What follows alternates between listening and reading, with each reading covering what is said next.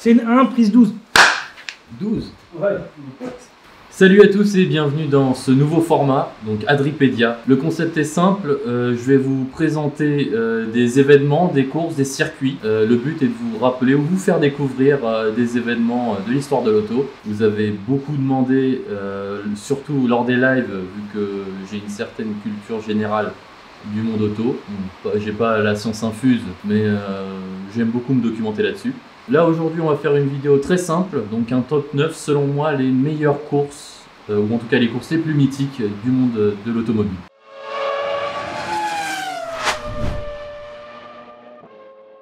Cette vidéo est donc sponsorisée par la pluie, nous sommes en décembre, il fait froid, mes testicules sont remontés au niveau de mes amygdales, donc tout va bien. Donc pour commencer ce classement, numéro 9, le Grand Prix de Monza, ou en tout cas le circuit de Monza, pas loin de Turin en Italie, construit en 1922, surnommé le Temple de la vitesse à cause de ses longues lignes droites. Au tout départ, il y avait donc un ovale jusqu'à la fin des années 60, ensuite on est resté sur le tracé plus ou moins qu'on connaît actuellement. Il y a eu des modifications, en particulier la première chicane, donc Monza, une carte. Donc vous pouvez voir par ici qu'effectivement il y a l'ovale, et ensuite même sur le symbole du circuit de Monza, en fait tu as tout le circuit. Donc comme je disais, surnommé le Temple de la vitesse, en 2004 BMW Williams a tapé un record d'une moyenne de 160 miles à l'heure, qui correspond à environ 260 km/h sur un tour de qualification. Record qui a été très récemment battu par Ferrari. Je crois que c'était il y a 1 ou 2 ans. Très peu d'appui nécessaire sur ce circuit, on peut profiter beaucoup de l'aspiration de des autres voitures, tout simplement. Il n'y a pas que la Formule 1 qui roule sur ce circuit, il y a également du rallye qui se passe, le rallye d'Italia. C'est vraiment un circuit très sympathique, assez classique dans sa conception. Le paysage est juste magnifique autour, donc voilà pourquoi je le choisis en numéro 9. Donc numéro 8, Paris-Dakar, création 1978, la course la plus difficile au monde. Au départ, comme le nom indique, c'était entre Roubaix et Poitiers. Donc au début, la course reliait Paris à Dakar, donc il passait par les routes françaises, il prenait le ferry, et ensuite ça passait par l'Algérie et tout le team. Ensuite, à cause des tensions qu'il y avait en particulier aux alentours de Dakar et en Afrique saharienne, ils ont décidé de l'envoyer en Amérique du Sud. Donc pendant beaucoup de temps, il y a eu le Paris-Dakar en Amérique du Sud, et très récemment ils ont changé de localisation. On est plus aux alentours des Émirats. On revient un petit peu au côté sable, les dunes et tout. Et par ailleurs, c'est une course où on peut voir pas mal de monstres. On a eu l'exemple dans les années 80 avec la Peugeot 205 T16 ou la 405 T16 Grand Raid, mais également la Porsche 959, je crois qu'elle a été pilotée par Jackie X, si je ne me trompe pas. On peut voir énormément de monstres, les Kamaz, les énormes camions à 4 roues, 6 roues, qu'on se demande comment ils arrivent à décoller, mais les gars ils y vont fond de cale. Donc très intéressant à voir, une course extrêmement longue, des spéciales qui font des centaines de kilomètres, très intéressant à voir. Numéro 7, les Mille Miglia, donc une course qui prend place en Italie, la création 1927. Oui, si je fais ça, c'est parce que je regarde mon téléphone, parce que oui, j'ai pas mal de culture générale sur l'automobile, mais ça n'oublie pas, voilà, que je suis pas capable de parler français. Il a arraché la moitié de sa bagnole. Les Mille Miglia, créés en 1927, donc 7, on est pas mal, numéro de la chance. Donc la course, c'est très simple, c'est 1600 km à travers l'Italie, sur des départementales avec des voitures de course. Quand je dis de course, c'est années 20, 30, 40 et 50. Donc, par exemple, on avait, si je me souviens bien, la Mercedes-Benz SLR de l'époque, pilotée, si je ne me trompe pas, par Stirling Moss, donc avec son fameux numéro 722, la flèche d'argent. Donc un des participants, Stirling Moss, on y retrouvera également Alberto Ascari. Une course qui n'a plus lieu dans son format d'origine. Maintenant, on est plus sur les Mille Miglia Storia. Donc plus pour se rappeler de cette course-là, il y a de magnifiques bagnoles qui roulent dessus, d'anciennes Bugatti, des Ferrari dans tous les sens, des Maserati, des Alfa Romeo.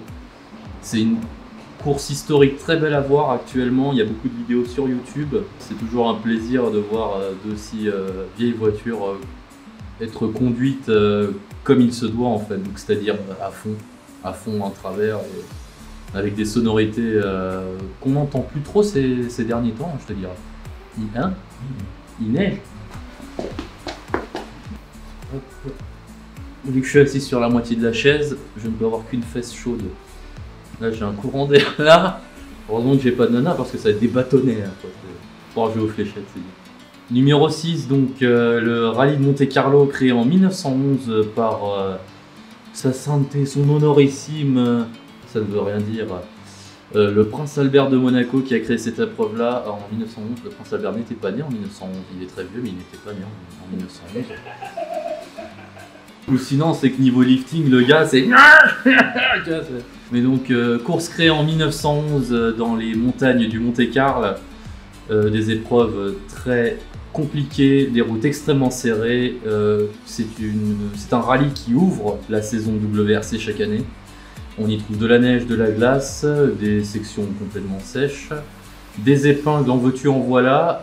À l'époque du groupe B, ça tartinait, mais façon président, le bord président le matin, ça tartinait comme ça. C'était vraiment incroyable, et même de nos jours, avec les nouvelles WRC, c'est une course très intéressante à voir, très dynamique, et il y a beaucoup de moments où on est en mode il est presque tombé. Donc franchement, c'est très sympathique à voir, surtout avec l'anti-lag dont disposent les voitures actuelles. Les spéciales de nuit qui sont complètement folles. Sont folles.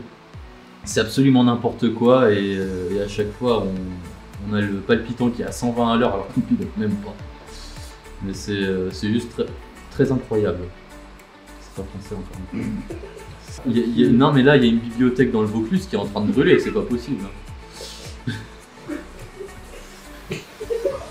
Ouais, il y a des becherelles qui explosent là.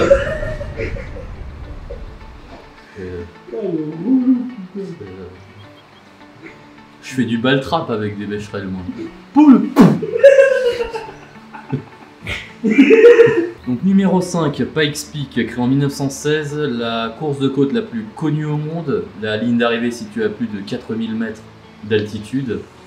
On y aura vu des monstres comme la 405 T16 encore une fois, pilotée par Harry Vatanen. Par ailleurs, un petit court-métrage qui est sorti en 88 ou 86.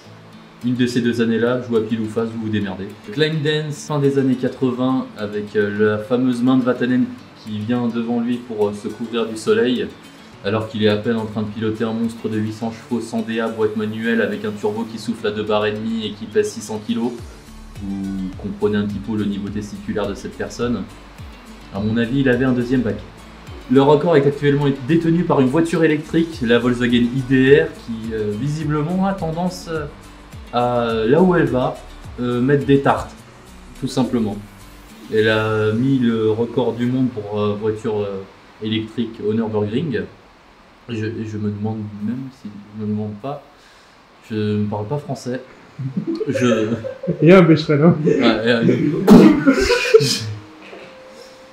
C'est ah bah là c'est non mais là je fais du ball trap mais avec un fusil mitrailleur. Poule.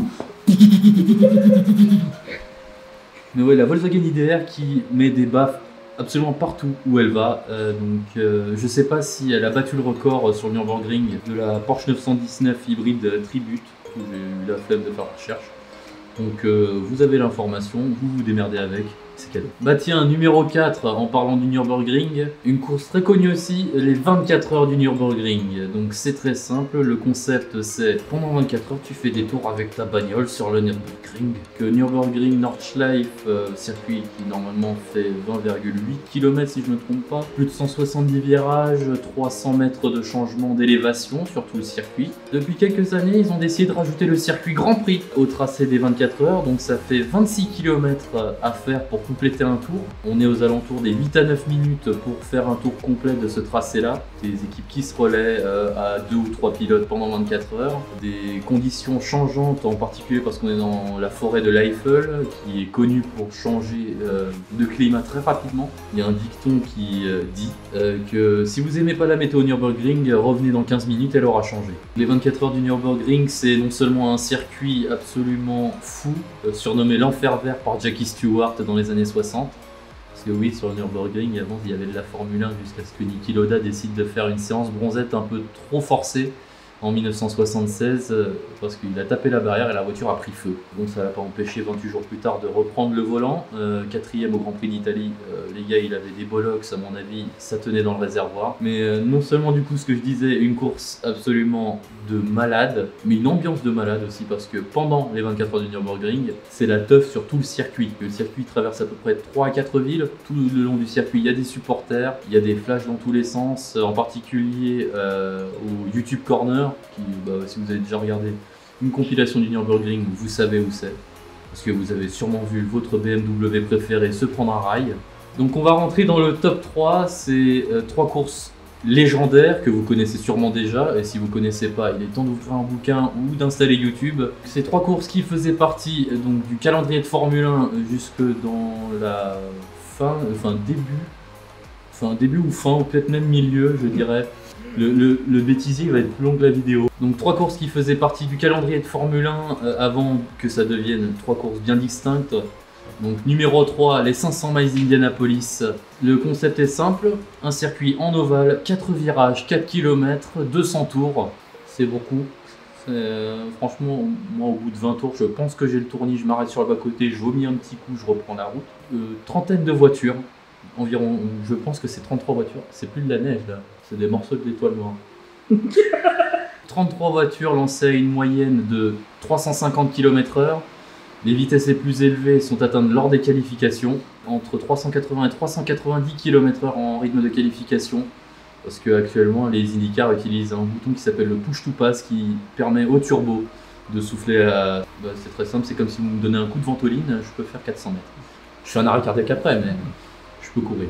En résumé, la petite ventoline de l'IndyCar, c'est le push to pass qui est utilisé pendant 3 tours à fond et qui permet d'atteindre des vitesses de 380 à 390 km/h. Il ne détermine pas le classement par le temps au tour moyen sur ces 3 tours, mais plutôt à la vitesse moyenne. Ça se calcule au centième de miles par heure. C'est une conversion qui fait un peu mal au crâne à faire, mais si vous avez votre meilleure calculatrice à portée de main, je vous conseille de faire la conversion. IndyCar, c'est que c'est quasiment l'opposé de la F1. La F1, c'est très technique et tout, avec des programmes dans tous les sens, des boutons dans tous les sens. L'IndyCar, c'est châssis, moteur, pas d'aéro, on fait la course. Ça coûte moins cher, c'est beaucoup plus marrant, et quand on regarde la course en elle-même et qu'on voit que les gars ils sont à 2,5 cm chacun, 3 de large, et ça pendant 200 tours, j'exagère un peu mais c'est quasiment le principe, c'est vraiment pas mal à voir, et en plus ils tournent au méthanol. Point positif, ça pète mieux, point négatif, quand ça prend feu on voit pas la flamme. Un peu compliqué quand t'es pompier. Pratique si t'es pompier daltonien, parce que du coup t'as pas le problème de faire la différence entre la combarre et la flamme. T'asperges, tu fais ton boulot, tu rentres à la maison, tu manges ton meilleur donut. Donc les 500 miles d'Indianapolis, mon numéro 3 pour ce classement. Ah oui, petit détail, 500 miles d'Indianapolis, à la fin des années 60, Lotus, si je me souviens bien, s'est pointé avec une bagnole propulsée par un réacteur d'hélicoptère 4 roues motrices qui était juste extrêmement puissante, et je vais les laisser rigoler parce que Sacha vient de lâcher une caisse. Alors, quand on regarde le compte-tour de cette bagnole-là, le rupteur est à 55 000 tours minute. Et à cause de cette bagnole-là, l'IndyCar, la catégorie de l'époque, parce qu'il y a eu le kart avant l'IndyCar, du coup, ils ont banni les voitures 4 roues motrices et qui ne sont pas propulsées par quelque chose qui ne fait pas boum boum boum boum boum boum. Parce que, effectivement, ça marchait extrêmement bien. La voiture, elle avait 3 tours d'avance sur tout le monde. Ce qui est un petit peu désavantageux si tu veux finir premier que t'es pas dans la voiture. Bon, la voiture elle aura pas fini la course à cause d'une casse moteur tout simplement. Visiblement le moteur n'aimait pas rester à très haut régime aussi longtemps. Numéro 2, les 24 heures du Mans. Donc numéro 2, les 24 heures du Mans, créé en 1923.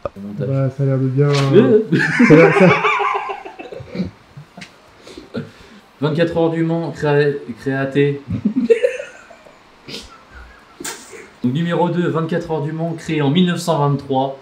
Une course d'endurance, comme son nom l'indique, de 24 heures. Le principe est pareil que celui des 24 heures des Nürburgring, mais avec beaucoup plus de classes qui roulent en même temps. Parce que vous avez LMP1, LMP2, GT3. À une certaine époque, on avait, à la place des LMP, on avait les GT1, GT2. Quand GT1, on a par exemple la Mercedes CLR qui, malgré elle, nous a démontré qu'une voiture vole très bien. Dédicace à Peter Dumbrek qui a découvert ça au dernier moment. Mais les 24 heures, c'est pas que ça.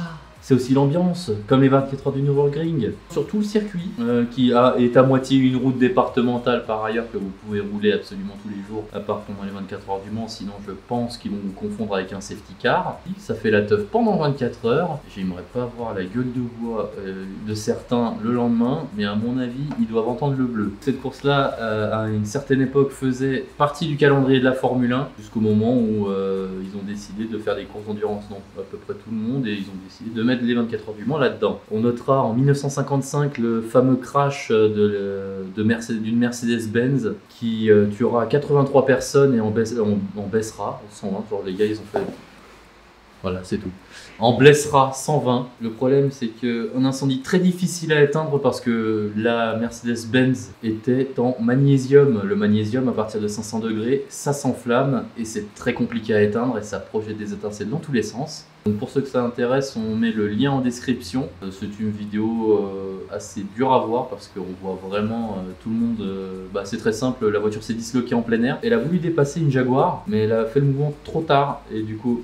projetée en l'air et elle a tapé le muret de séparation. Il pleut à l'intérieur. Le muret de séparation entre le public et la piste. Donc la voiture s'est disloquée dans tous les sens. Le pilote, je crois qu'il est mort si je me trompe pas. Et donc le moteur a été projeté dans la foule. Vous pouvez voir ça en vidéo sur YouTube, par exemple sur la chaîne de Pathé qui recouvre à peu près tous les événements historiques. Je pense que vous savez qui est en numéro 1 ou quoi est en numéro 1 ou quand est en numéro 1. Le Grand Prix de Monaco. Donc ça se passe où? À Monaco, l'une des plus belles courses du calendrier de la Formule 1, l'une des plus belles courses de n'importe quelle catégorie, avec les 500 miles d'Indianapolis et les 24 heures du Mans. Ces trois courses-là constituent par ailleurs ce qu'on appelle la triple couronne. Un seul pilote dans l'histoire de l'automobile a réussi cette triple couronne, et comme par hasard, je ne m'en souviens pas, c'était Graham Hill, si je ne me trompe pas, dans les années 60, dans la même année en plus. Franchement, parce qu'à l'époque, comme je disais plus tôt, les trois courses faisaient partie du même calendrier, donc c'était beaucoup plus pratique. Un circuit urbain, 100% urbain, la ville se métamorphose le temps de quelques semaines pour accueillir ce Grand Prix-là. La ligne droite, classique, avec premier virage de Sainte-Dévote, qui est appelé comme ça parce que l'échappatoire, donc le virage c'est très simple, c'est un droite et qui prend la montée. L'échappatoire à gauche, au fond il y a une église qui s'appelle l'église de Sainte-Dévote. Max Verstappen en 2016 a testé contre sa volonté la dureté de la barrière du virage de Sainte-Dévote. Grâce par ailleurs à notre très estimé Romain Grosjean qui a décidé de freiner à peu près 30 mètres trop tôt. Ah bah ça a fait fléchette, hein. La caisse elle... Donc, un circuit extrêmement technique, extrêmement lent, très dur pour refroidir les bagnoles. Une Formule 1, c'est fait, son refroidissement, il faut que la voiture bouge, il n'y a pas de spal, il y a 3 tonnes de radiateur, mais il faut vraiment que la voiture bouge pour pouvoir refroidir un minimum, et pareil pour les freins. Une course très compliquée pour la voiture comme pour le pilote n'a pas le temps de se laisser penser tout simplement. On notera également l'épingle du Loves. À l'époque ça s'appelait l'épingle du Loves, mais ça a changé depuis. Grand Hôtel Airport. Voilà, c'est l'épingle du Grand Hôtel. Donc virage très connu également, l'épingle du Grand Hôtel, le virage le plus lent de la saison de Formule 1, elles y passent à 40 km/h. Ils sont obligés de mettre des crémaillères de direction spécifiques à Monaco pour pouvoir braquer un peu plus. Parce que déjà qu'une Formule 1 ça braque pas, mais si tu le fais dans une ville extrêmement serrée comme Monaco, eh bien c'est très simple, en premier virage, c'est dans le mur comme Verstappen. Un fait assez connu, dans les années 60 encore une fois, il y a quelqu'un qui a voulu passer la chicane après le tunnel particulièrement rapidement. La seule chose qu'il a fait particulièrement rapidement, c'est de finir dans le port. Les commissaires de course ont donc sorti leur meilleure canne à pêche et l'ont repêché. Il est pas mort, hein, mais il a bu un peu la tasse. On notera également en 83 l'accident d'Alain Prost qui lui aura valu son problème de géométrie, parce que effectivement c'était sur la même chicane. Je sais plus comment il a fait son compte, mais en résumé, avec sa tronche, il a tapé le volant. Vu que les casques, c'est pas les mêmes qu'actuellement, la visière était vachement grande. Déjà qu'Alain Prost, nasalement, il est proéminent. Et il a jamais voulu rattraper ça, donc c'est resté depuis, et ça fait sa marque de fabrique du coup. C'est pratique si tu as envie de tourner à droite. Si vous voulez louer une place de parking dans le port de Monaco, pendant le Grand Prix de Formule 1, vous avez intérêt à vous y prendre 2 ans à l'avance parce que tous les manias mondiaux, que ce soit de l'huile, du paprika, du sucre, de la farine. Ils réservent leur place et ils se ramènent avec des yachts de 30 mètres qui valent plusieurs millions d'euros. Ils font la teuf avec des nanas que normalement tu vois que sur des sites que tu regardes pendant le confinement. Donc c'est la fête, c'est le champagne, c'est quand tu veux louer un hôtel, c'est pas que tu t'y prends à l'avance pour réserver, c'est que tu t'y prends à l'avance au niveau du PEL. Parce que les hôtels de Monaco, c'est pas l'hôtel de Formule 1 que tu trouves sur la A13. Si vous regardez le Grand Prix de Formule 1, chose que vous ne pouvez pas faire si vous n'avez pas Canal+ en France. Oui, mais c'est... J'en plein rêver, moyen Lego. Tu vois, c'est Jean-Jacques Goldman, dédicace quoi. Cette vidéo n'a aucun sens. Mais les hôtels sont chers, la bouffe est chère, la vie est chère, mais putain qu'est-ce que c'est beau. Vous verrez beaucoup de célébrités au Grand Prix de Monaco. Il y a quelques années, avec Lotus, on a vu les Daft Punk pour la sortie de leur album Random Access Memories. Il y a eu Pharrell aussi, les Kendall et Kylie Jenner. Je sais pas ce qu'elles faisaient là-bas particulièrement, parce que... peut-être pour comparer le plastique de leur corps avec le plastique utilisé en Formule 1, voir s'ils pouvaient gagner quelques kilos. Énormément de célébrités. Il y a eu George Lucas à une certaine époque, si je me souviens bien, en 2006. Pour la sortie d'un Star Wars, il y avait Red Bull qui avait repeint leur bagnole complètement aux couleurs de Star Wars. Et quand les pilotes sortaient de la bagnole, ils avaient même une cape et tout. Sacha qui fait la vérification, je crois que c'était 2005 ou 2006, avec la livrée Star Wars qui était vraiment sympa.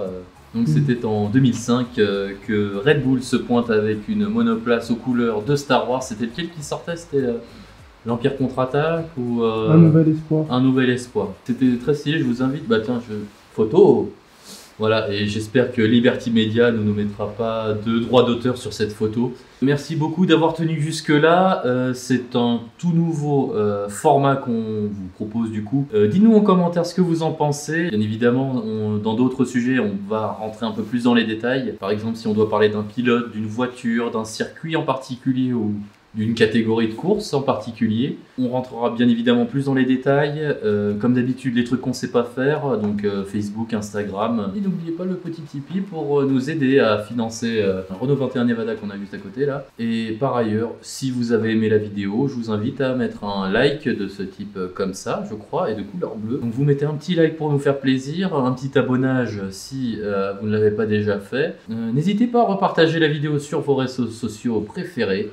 Et nous, on fait de gros bisous et on vous dit à la prochaine vidéo. Allez, ciao.